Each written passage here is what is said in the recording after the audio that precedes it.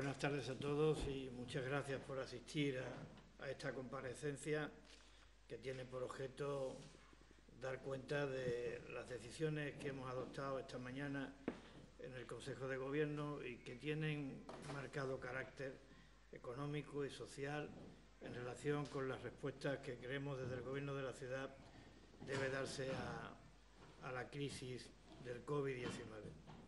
Antes de entrar en materia, si quisiera, en nombre del Gobierno de la ciudad, expresar, transmitir un mensaje de ánimo, de esperanza y de solidaridad para las personas que en Ceuta están padeciendo la enfermedad, bien sea en sus domicilios particulares o bien sea en el hospital. Ánimo, esperanza y solidaridad para ellos y también para sus familiares y amigos. Les deseamos a los enfermos un pronto restablecimiento. También quiero significar una vez más nuestro apoyo a los profesionales de la salud, a los profesionales que se dedican a cuidar de la salud de todos, en cualquiera de las dos administraciones. Sin duda alguna, son las personas que están librando la batalla en primera línea de combate. Sin duda alguna, el trabajo que están realizando es vital. Sin duda alguna, sus inquietudes, sus desvelos y sus demandas creo que tienen que ser atendidas y admitidas, aceptadas por parte de todos, porque lo que está en juego es eso, la salud y la vida de todos.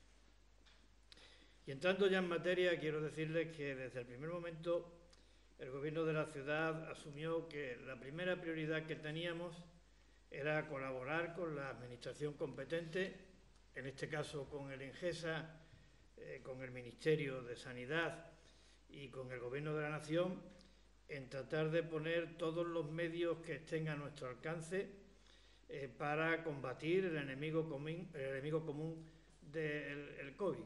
Y eso estamos haciendo, eso hemos hecho y eso vamos a seguir haciendo. Esta es la primera prioridad, la salud de los ceutíes y, por tanto, nuestra primera prioridad. Pero también entendemos, y esa ha sido la materia que hoy hemos tratado en el Consejo de Gobierno, que esta crisis sanitaria tiene otras derivadas que no nos pueden ser ajenas. Y me estoy refiriendo a la derivada social y a la derivada económica. Estas también son dos prioridades que tenemos que atender. Desde el punto de vista social, para atender a los más necesitados, para atender a las emergencias que desde este ámbito surgen como consecuencia de la pandemia, y desde el punto de vista económico, porque creo que tenemos el deber, por tanto la obligación, de echarles una mano a nuestro tejido productivo, a nuestras empresas, en particular a las pymes y a los autónomos de Ceuta, echarles una mano para que puedan sobrevivir a la crisis, para que cuando pase la crisis sanitaria estén en condiciones de poder retomar el pulso ordinario de su actividad. Es fundamental la supervivencia de nuestro tejido productivo, porque de la supervivencia de nuestro tejido productivo, de nuestras pequeñas empresas, de nuestros autónomos, depende en gran medida la supervivencia de Ceuta. Por tanto, no podemos eludir esta prioridad. Y al servicio de este objetivo, de tratar de atender estas dos prioridades, la de carácter social y la de carácter económico, el Gobierno de la ciudad en el día de hoy ha diseñado un paquete de medidas que creemos que pueden ser eficaces a los fines pretendidos, al menos, si no para resolverlos, sí al menos para paliar los gravísimos efectos que la crisis sanitaria está teniendo en el ámbito social y en el ámbito económico.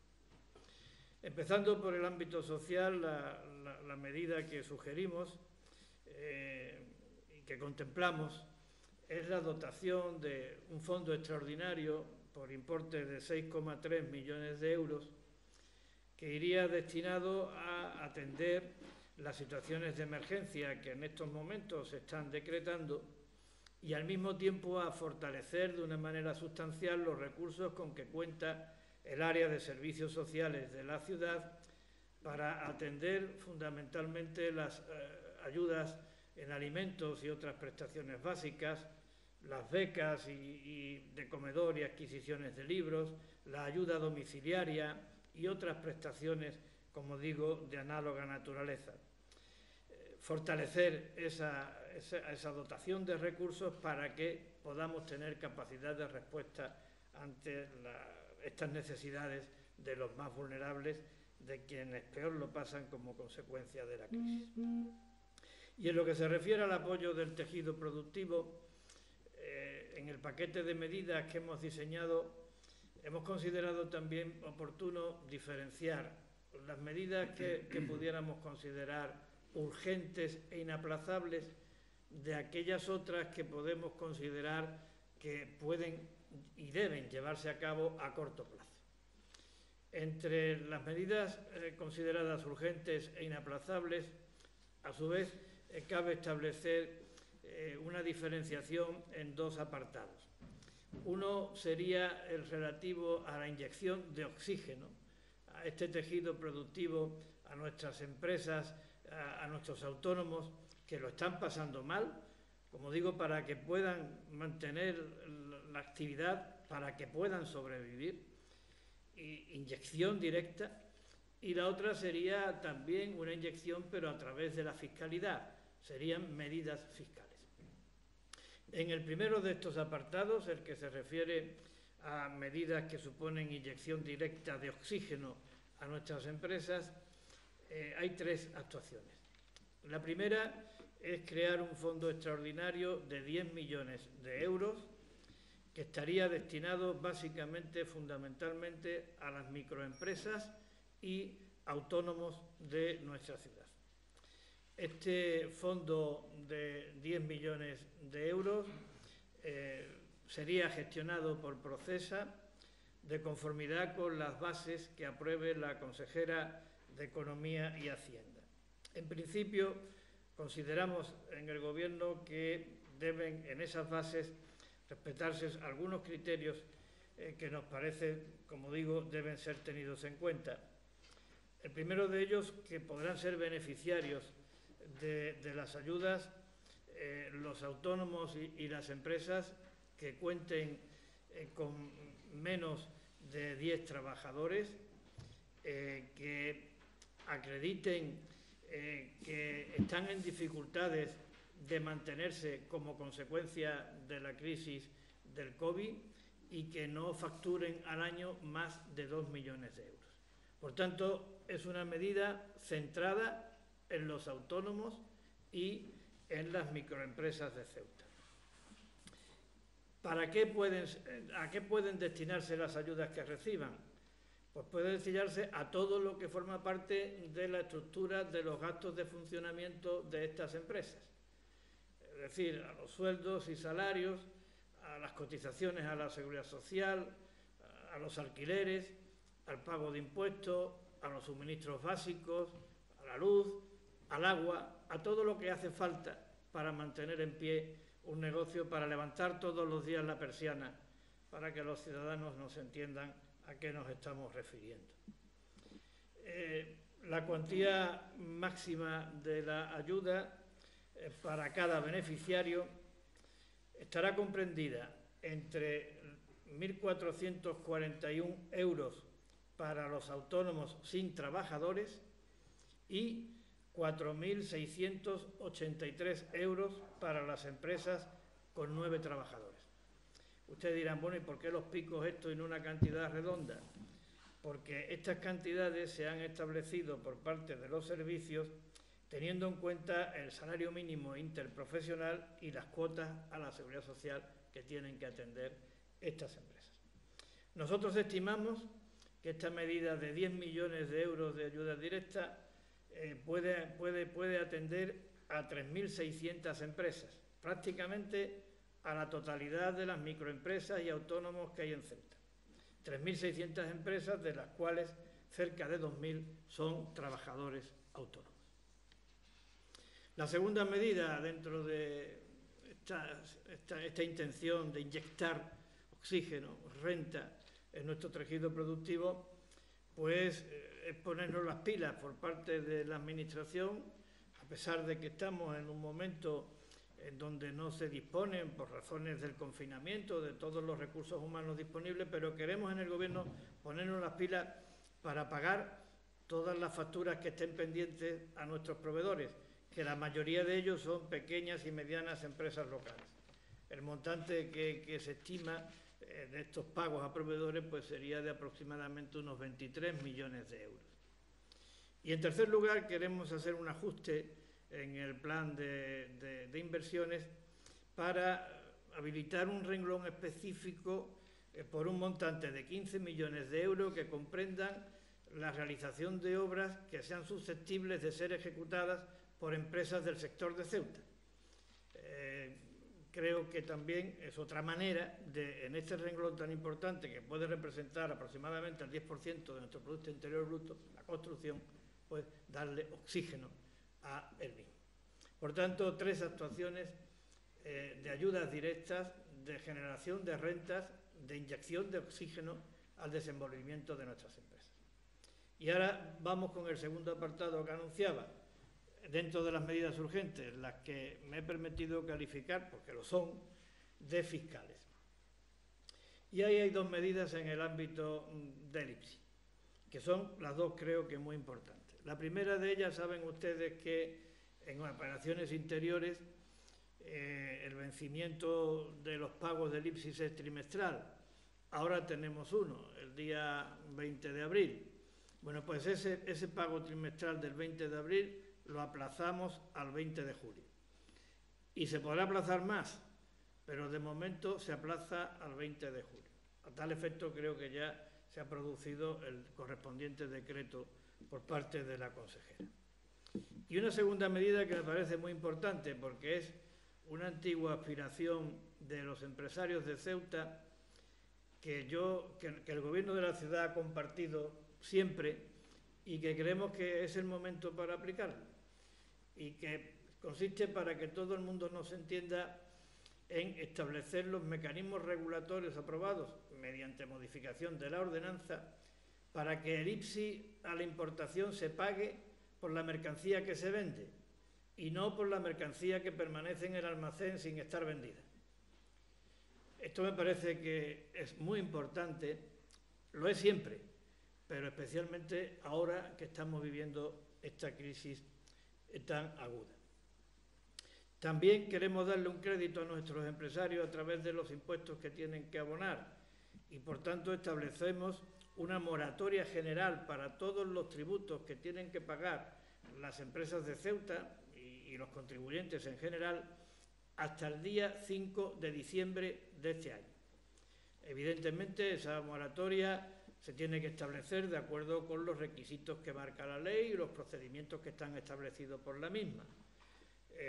Por tanto, tiene que ser solicitada, habrá que acreditar que se cumplen los requisitos, pero establecemos una novedad importante, y es que habrá que presentar avales para obtener la moratoria hasta el 5 de diciembre en los casos en que la deuda tributaria o la cuota tributaria a satisfacer supere los 30.000 euros. Hasta 30.000 euros, moratoria hasta el 5 de diciembre sin avales. Y esto me parece que es importante. Luego establecemos 2 bonificaciones fiscales. Una es la relativa al recibo único. Para entendernos, el agua y la basura. Afecta a las actividades empresariales y profesionales. Las actividades empresariales y profesionales este año, con efectos 1 de abril y hasta la finalización del año, tendrán una bonificación del 20% en el recibo único del agua y la basura. Creemos que de esta manera se compensa en estas tasas el parón que han tenido durante el estado de alarma y posterior o paralelo confinamiento y el periodo que tenga que transcurrir hasta que todo vuelva a la normalidad. Es el cálculo que hemos hecho y que nos parece que responde de manera justa a una situación también difícil que están atravesando nuestras empresas y que merecen este tratamiento. Y por otra parte, también en las tasas por ocupación del dominio público con terrazas y kioscos, ahí la bonificación será del 50% del total de la cuota tributaria a satisfacer. Por último, dentro de estas medidas fiscales hay una que no corresponde a la ciudad, pero creemos que es de justicia plantearla, y es que le vamos a solicitar a Puertos del Estado que aquellas empresas que ejercen su actividad en el dominio público portuario en régimen de concesión administrativa se les exima del pago de la tasa por ocupación, de la tasa por actividad durante el tiempo que dure la inactividad, y que al mismo tiempo pues también se les conceda una moratoria en el canon relativo a la ocupación del dominio público. También nos parece de justicia y por eso lo hemos incorporado. Estas son las medidas urgentes e inaplazables. Luego están las medidas a corto plazo, que también son importantes, pero que las calificamos de manera distinta a las urgentes e inaplazables porque o bien tienen una mayor complejidad, o bien tienen un mayor periodo de moderación, o bien no dependen de decisiones que nos correspondan exclusivamente a nosotros. Esta la resumo rápidamente. Una ya la conoce: aplicar en el IPSI el 0,5% a la importación y fabricación de todo tipo de productos. Esto no tiene tanto que ver con la crisis del COVID-19 y sí mucho que ver con la crisis derivada del bloqueo de Marruecos y el desplome comercial que el mismo ha provocado en nuestra ciudad. Es una medida de carácter estructural, es una medida que pretende hacer de Ceuta una ciudad libre de impuestos a la hora de comprar, para fidelizar nuestro consumo interno, para atraer demanda externa, para ponernos en situación de un lugar competitivo en materia comercial en nuestro entorno. También volvemos a repetir la necesidad, y no depende ya de nosotros, de que aprobemos rápidamente el PGO.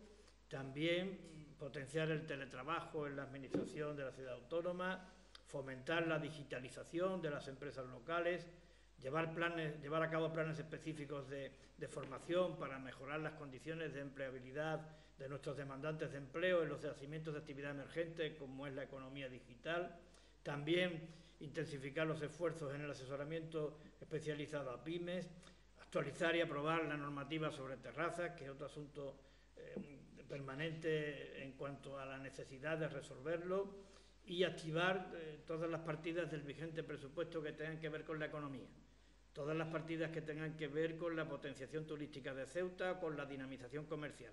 Si la previsión es que las vayamos a ejecutar a lo largo de todo el año 2020, vamos a procurar ejecutarlas dentro del primer semestre de 2020. Quiero aclarar que estas medidas que acabo de plantear, de marcado carácter económico, no sustituye este plan de choque al plan que teníamos elaborado y pendiente de aprobar con anterioridad para la reconversión económica de Ceuta, y que me parece recordar que tenía como 144 medidas aproximadamente. Esto no lo sustituye, aun cuando es verdad que algunas de las medidas que acabo de anunciar estaban allí, pero no lo sustituye. En cualquier caso, supone un anticipo del mismo ante las devastadoras consecuencias que en el ámbito económico está teniendo el COVID-19. También quisiera decirles que siempre hay que establecer alguna cifra, ¿no? Luego, lo de los fondos y la cuantía de los mismos ya lo he anunciado, pero quiero decirle que haciendo cálculos objetivos, este plan de medidas que estamos diseñando supone una movilización de recursos aproximadamente de 70 millones de euros, que para una entidad como la nuestra nos parece que es una cifra muy significativa si la comparamos con el presupuesto de la ciudad. Yo sinceramente creo y creo que no estamos ahora para apuntarnos ningún tanto ni para ponernos plumas. No lo debemos de hacer, pero creo sinceramente que nunca se ha hecho una cosa, o nunca se ha pretendido hacer una cosa igual. es una cantidad muy importante un porcentaje muy importante dentro de nuestro presupuesto, pero incluso lo es dentro del total del PIB de Ceuta, porque aproximadamente puede representar el 5% de todo el Producto Interior Bruto de Ceuta.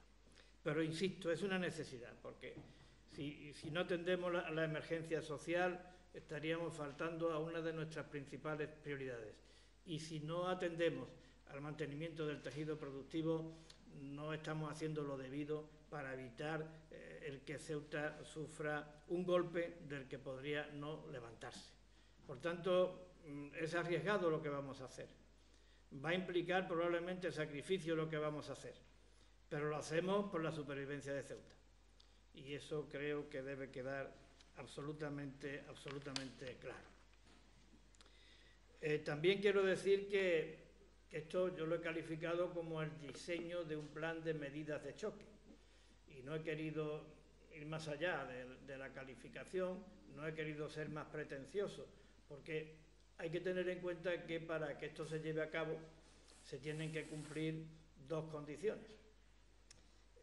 La primera, que el Pleno de la Asamblea apruebe algunas de las actuaciones o algunos de las herramientas e instrumentos que hacen posible la viabilidad del plan. Y concretamente el Pleno de la Asamblea tiene que adoptar tres acuerdos o tres bloques de acuerdos. El primero de ellos tiene que ver con viabilizar financieramente el plan. Es decir, el Pleno de la Asamblea tiene que autorizar al Gobierno de la ciudad o acordar la formalización de determinadas operaciones de crédito que tenemos que llevar a cabo. Concretamente son tres. Para que esto se pueda realizar y para obtener los recursos que financien todas estas medidas que he anunciado, hace falta hacer una operación de refinanciación de parte de la deuda a largo plazo de la ciudad por importe de 35 millones de euros. Quiero decir que en esa operación de refinanciación, al margen de aplicarse los recursos necesarios para atender el coste de las medidas a las que me he referido, también sirven para generar, y esto me parece importante, un fondo de reserva de 17,5 millones de euros para el presupuesto de 2021. Un fondo de reserva porque, siendo precavidos, estamos presumiendo que el presupuesto del ejercicio corriente se va a cerrar con déficit como consecuencia de la caída de ingresos que va a provocar la crisis del COVID. Y queremos tener un colchón de 17,5 millones de euros para compensar, para amortiguar el déficit del presente ejercicio de 2020. Por tanto, primera operación, refinanciación de la deuda por valor de 35 millones de euros. Segunda operación que tiene que autorizar el Pleno, una operación de tesorería para el corriente ejercicio de 2020 de 30 millones de euros. Esas operaciones de tesorería de los últimos años están rondando los 15 millones de euros. Este año, por las circunstancias de todos conocidas y para financiar este plan, tiene que ser de 30 millones de euros. Y la tercera, pues cumplir y autorizar también con las previsiones que para la financiación de las inversiones están contempladas en el mismo presupuesto. Por tanto, tiene el Pleno que autorizar estas tres operaciones financieras. También el Pleno tiene que llevar a cabo y aprobar las revisiones de las ordenanzas fiscales que tengan que ser modificadas para cumplir con algunas de las medidas que están contenidas en el plan de actuaciones y, en concreto, en las medidas de tal naturaleza tributaria. Y, en tercer lugar, tiene que aprobar, en tercer bloque de actuaciones, tiene que aprobar el expediente de modificación de créditos que permita habilitar el fondo de 6,3 millones de euros para fines sociales, el fondo de 10 millones de euros para atender de manera directa a las microempresas y a los autónomos y 300.000 euros para atender la compra de material sanitario que por emergencia hemos llevado a cabo. Esta es una de las condiciones. La otra condición, que los bancos nos den el dinero que les vamos a pedir, que se puedan formalizar estas operaciones. Yo creo que estamos en condiciones de que nos lo puedan dar, y creo que estamos en condiciones porque esta administración es una administración financieramente solvente, y lo es porque también durante los últimos años se ha hecho un esfuerzo enorme de amortización de deuda. Creo que en los últimos años esta administración ha amortizado más de 100 millones de euros de deuda. Por tanto, ahora está en unos niveles de endeudamiento que le permiten poder acometer esta operación extraordinaria sin riesgo de la solvencia de la institución. Los primeros contactos con los bancos apuntan a que es factible, pero hasta que no se le pueda plantear en concreto las operaciones, pues no podemos afirmar con rotundidad nada, y quien primero se tiene que pronunciar es el Pleno. También vamos a procurar, en relación con la primera condición, y se me ha olvidado decirlo, el contacto con los distintos grupos políticos, que empezaremos inmediatamente, hoy mismo. Hoy mismo empezaremos a hablar con los distintos grupos para contarles el diseño de este plan y para recabar su apoyo en relación con los acuerdos que tiene que adoptar el Pleno de la Asamblea. Y ya termino diciendo que aquí han estado implicadas todas las áreas de la ciudad, desde la vicepresidencia a todas las consejerías, y yo quiero destacar, porque es justo hacerlo y necesario, el excelente trabajo profesional que han llevado a cabo los profesionales de esta casa, en particular los profesionales que prestan sus servicios en Procesa, en servicios tributarios y en el área de Economía y Hacienda, porque creo que sin su concurso, sin su alto nivel de cualificación profesional, este plan, este diseño de plan, no habría sido posible. Alguna cosa se me habrá olvidado, pero seguro que ustedes me las recordarán ahora a través de las preguntas.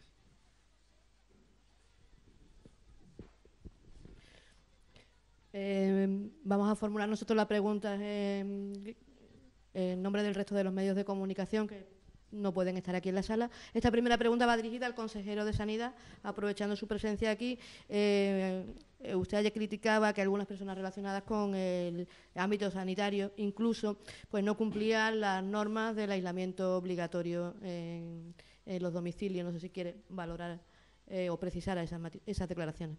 Sí, yo le agradezco que me haga esa pregunta, puesto que era un tema que quería matizar.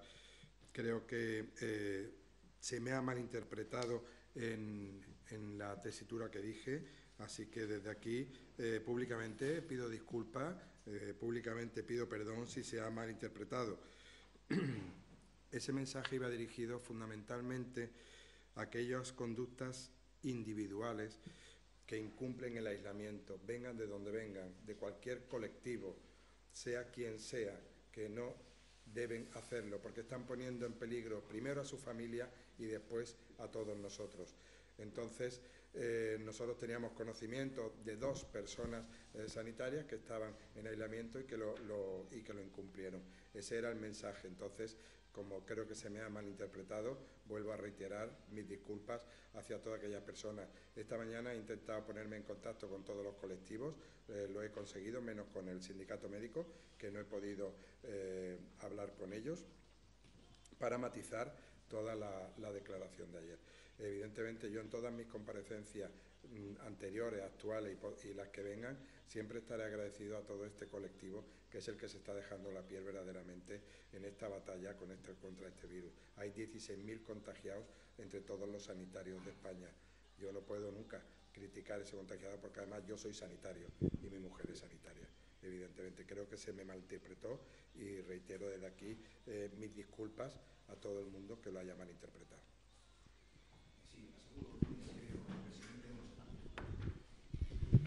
El pasado lunes el presidente mostraba su preocupación por el escaso número de pruebas que se estaban haciendo en Ceuta y que estábamos a ciegas. ¿Tiene la ciudad una cifra del número de pruebas que se han realizado hasta ahora? Y, por otro lado, ¿cuándo y cómo se van a empezar a aplicar los test que ha adquirido la ciudad? Bueno, yendo por partes, nosotros estábamos hablando de la necesidad de que en Ceuta se llevaran a cabo pruebas a gran escala, porque sinceramente, no porque lo diga yo, sino porque creo que todas las autoridades científicas consideran que una manera eficaz de combatir la propagación del virus pues es conocer el grado de penetración que el virus tenga en el territorio. Esto creo que es un hecho que nadie discute y yo he oído a todas las autoridades del Gobierno de la Nación y del ámbito científico decir que cuanto más pruebas mejor. Y además resulta que en los países donde se ha llevado a cabo pruebas masivas, pruebas a gran escala, pues han sido los países que han salido de la pandemia en mejores condiciones desde el punto de vista del drama de los enfermos y sobre todo del drama de los fallecidos. Por tanto, yo cuando empezó la pandemia, el número de pruebas que en Ceuta se habían realizado me parecía que era estadísticamente irrelevante. Y eso ponía a Ceuta en una doble situación crítica. Por una parte, nuestra extrapeninsularidad, es decir, aquí no tenemos la posibilidad de recurrir a otro territorio vecino que nos pueda echar una mano en un momento de saturación de la red hospitalaria. Eso está ahí y eso no lo vamos a evitar. Y por otra parte, que al hacerse pocas pruebas, pues teníamos una venda en los ojos. Había quien me decía, pero si es que en Ceuta no hay enfermos. Y yo modestamente, y sin ser un especialista en la materia, decía, pero si no lo sabemos, porque si no se han hecho pruebas, ¿cómo lo vamos a saber? Ha habido un cambio desde que yo dije aquello y estábamos en 5 contagiados. Y es que, según me cuenta el consejero de Sanidad, por parte del INGESA ha habido una aceleración en el número de realización de pruebas. Hemos pasado, cuando había 5 contagiados en Ceuta, me parece a mí que se habían realizado 70 pruebas, más o menos, estoy hablando de memoria. Ahora, a día de hoy, creo que ya estamos cerca de las 400 o incluso la hemos superado, pero claro, 400 pruebas y 63 contagiados, lo cual significa que parte de razón llevábamos. Cuando estábamos diciendo que por no hacerse pruebas no sabíamos exactamente el número de contagiados. Esa es la cuestión. Yo animo al INGESA a que continúe, animo y apoyo al INGESA a que continúe con el ritmo de realización de pruebas, cuanto más mejor, porque este es un enemigo invisible.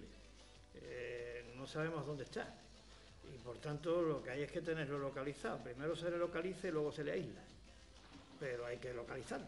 Si no lo localizamos es difícil que lo podamos aislar al margen del acierto en las medidas del confinamiento.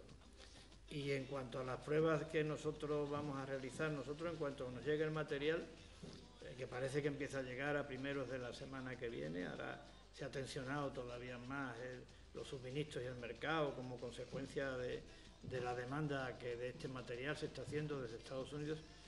Nosotros, en cuanto que nos llegue el material, lo vamos a poner a disposición de INGESA. Aquí quien está gestionando, porque debe, porque tiene los medios y las competencias, es el INGESA. Ese es quien está gestionando la crisis, no solamente porque en el Real Decreto de alerta se decretara al Gobierno como mando único y autoridades delegadas a los ministros de Sanidad, de la ministra de Defensa, de Movilidad o Fomento, como antes se llamaba, y de Interior, sino porque las competencias en materia de sanidad en Ceuta las ejerce el Ministerio. Estamos a su entera disposición, con el mayor ánimo de colaboración, y ese material que venga lo pondremos a su disposición para que establezcan los protocolos adecuados y que hagamos cuanto más pruebas en Ceuta mejor.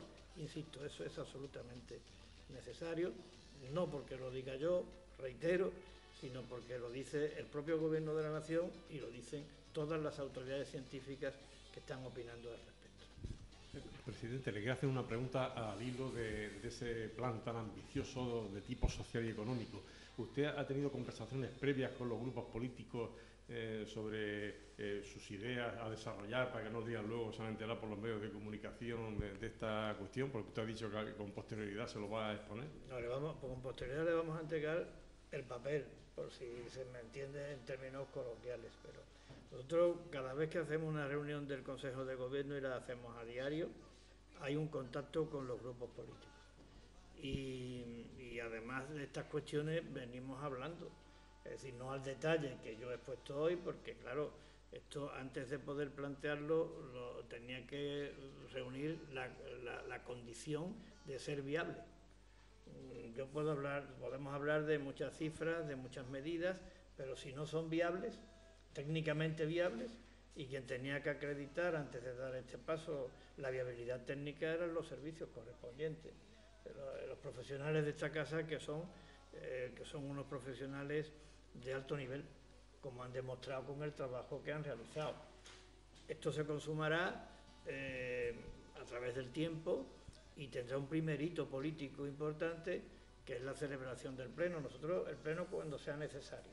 Es decir, cuanto antes mejor, porque cuanto antes pondremos en marcha las medidas.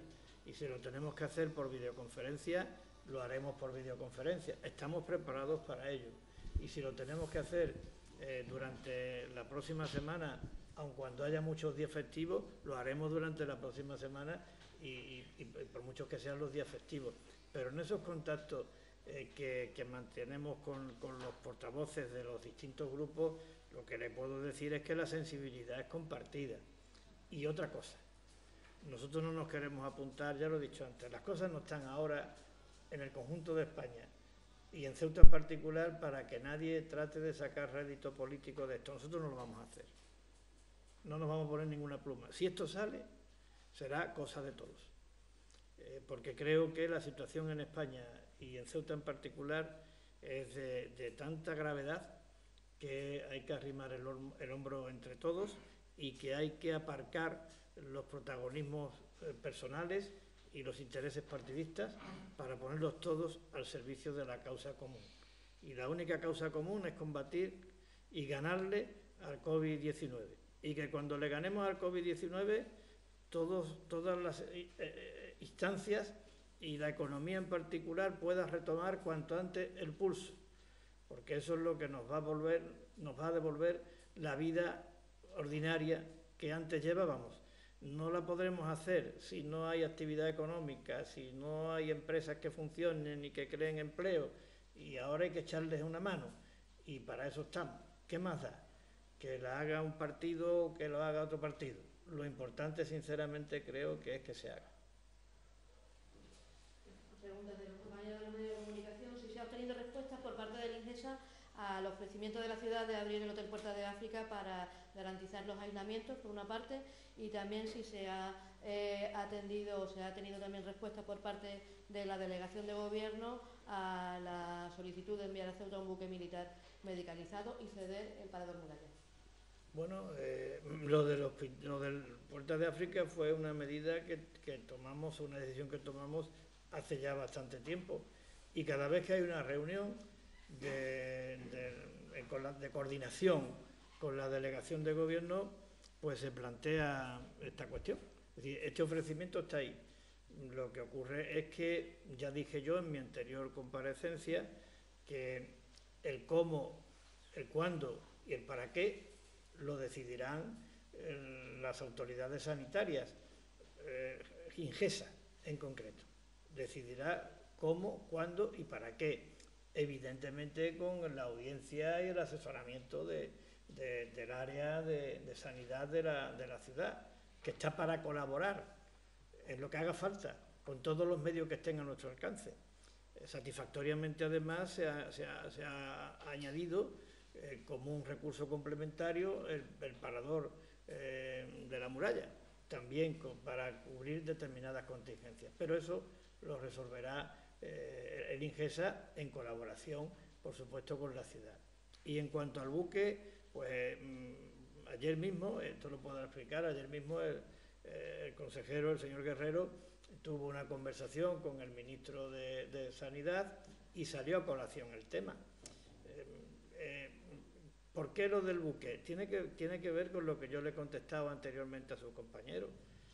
Es decir, si Ceuta es extrapeninsular, si Ceuta no puede recurrir a recursos hospitalarios de otro territorio vecino ante una situación de saturación del sistema hospitalario, ¿dónde vamos?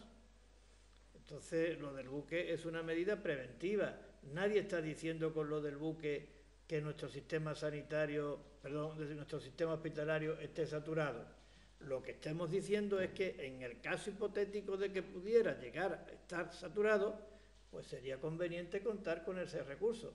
Un recurso que, por otra parte, yo creo que no se mueve de un día para otro. Mi modesta impresión, no soy un especialista, creo que tiene que tener una planificación, pero bueno, es por tener todas las garantías de que no se produzca esa saturación.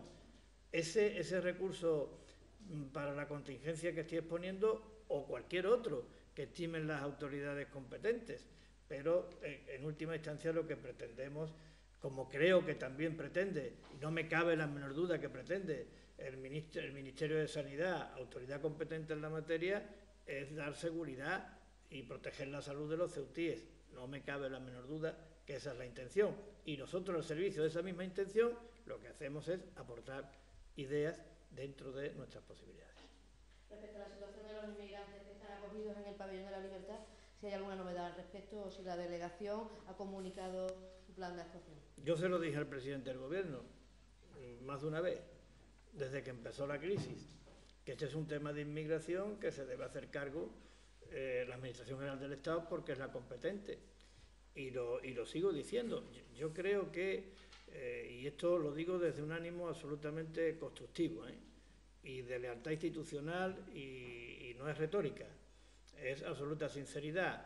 Yo creo que en relación con el Pabellón de la Libertad, la ciudad está haciendo todo lo que puede y, si se me permite la expresión, más de lo que debe.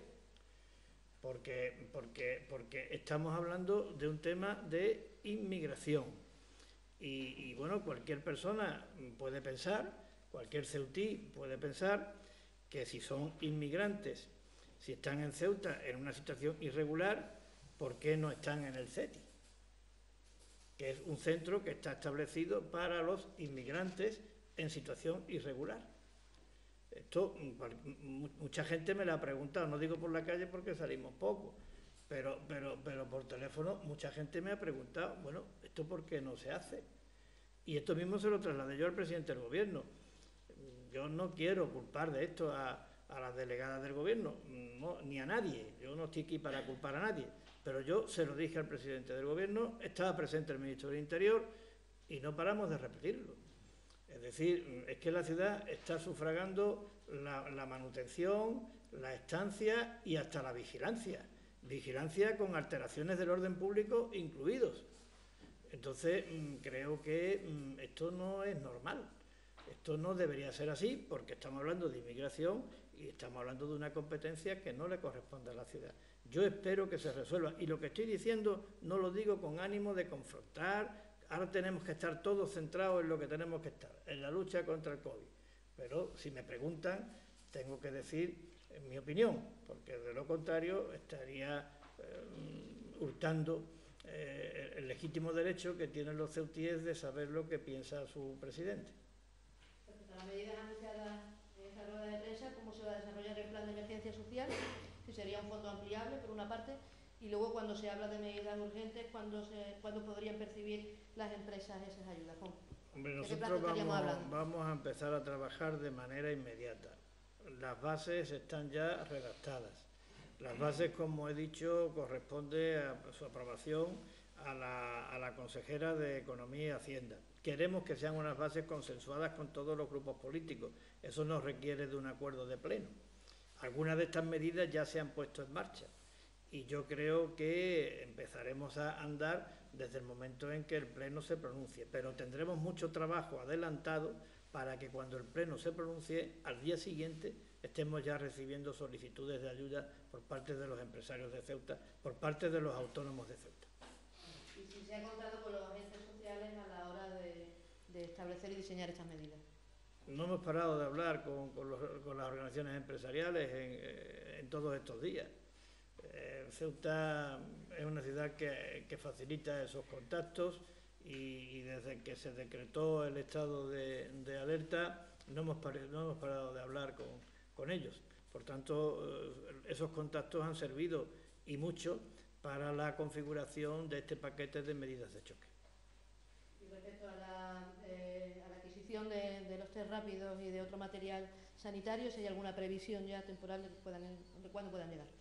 Sí, en relación al material sanitario que se ha adquirido por parte de la ciudad, esperemos que esté aquí en los próximos días, muy tarde el lunes, porque ya había llegado a España hace 48 horas, ya el tiempo de llegar a Ceuta y que poder entregarlo. Y en relación a los kits, estamos a la par que el resto de comunidades españolas, las recibiremos igual que lo recibirá Andalucía y esperemos, como ha dicho el presidente, que también a principios de la semana podamos ya contar aquí con algunos kits para empezar a trabajar junto al Ingesa.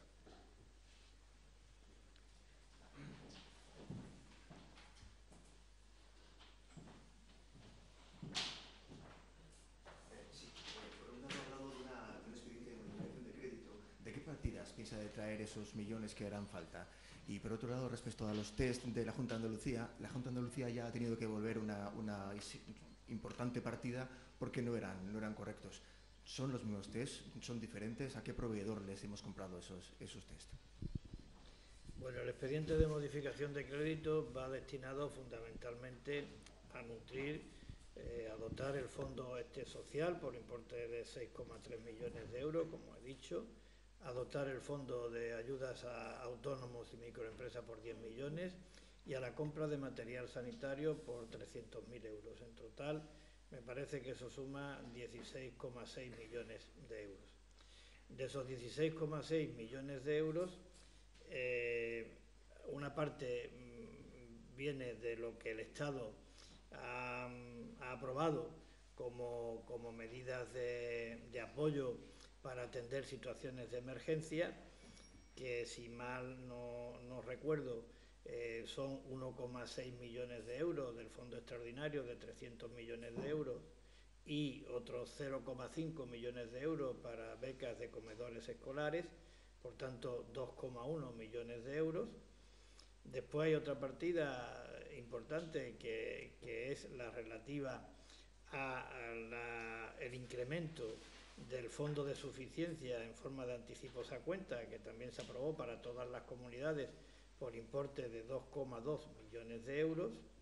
Después hay otra partida importante de una reorientación de los remanentes de fondos estructurales que tiene Procesa, que me parece que están en el del orden de 3 millones de euros.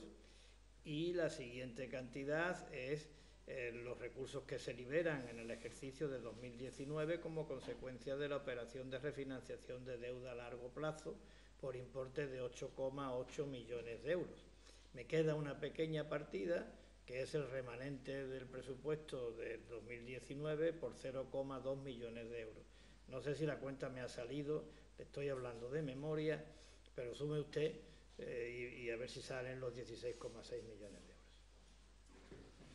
Vale, en relación a los test, decir que la Junta de Andalucía hizo una compra de dos tipos de test. Ellos no es que los devolvieran, es que anularon el pedido de los test por fluorescencia porque le tardaban más de 3 meses en llegar. Entonces, nosotros estamos en el mismo eje que Andalucía, que Galicia, que Cantabria, que Barcelona, es decir, que existen diversas comunidades que estamos en el mismo paquete de esos test. Y entonces, en el momento que esos test, que es por anticuerpos, lleguen, evidentemente a nosotros también nos va a llegar. Pero Andalucía no devolvió, anuló un pedido porque era por test fluorescente que tardaban más de 3 meses. Todos vienen procedentes de China. Muchas gracias y cuidaros. Gracias.